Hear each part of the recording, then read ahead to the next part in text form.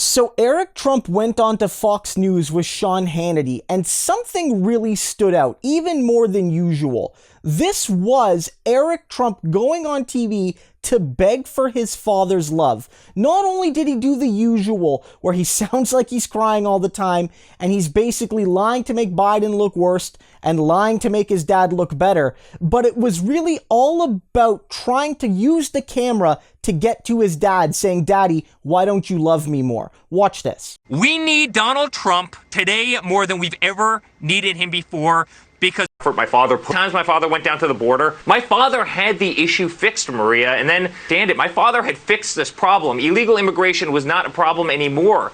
And as a family member that saw how hard my father worked on that problem, it's heartbreaking to me. There's no one that knows my father as well as I do. And I mean, my father got it done in 10 and a half months and job. My father did a phenomenal job with the vaccine. In a literal single day, they tried to impeach my father after he was out of office. We need Donald Trump today more than we've ever needed him before, because... So I bookended it there. I played this short clip. I'm not going to subject you to a ton of brand new Eric Trump all the time. But then I kind of put in the middle a supercut of just one Trump interview from a little bit ago where he says "my father" like 7 or 8 times. And he does that in every interview.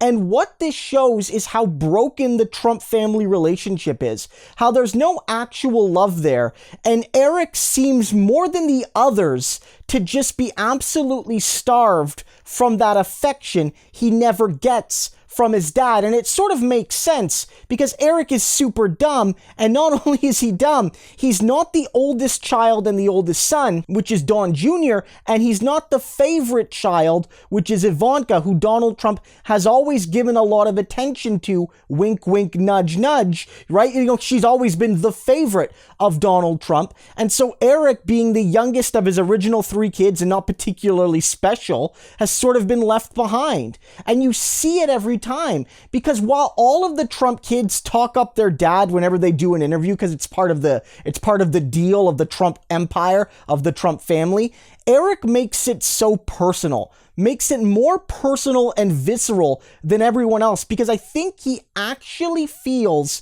the only way he can get affection from his father is to go on the media where he knows his dad watches Fox OAN Newsmax and basically speak to him through the interview.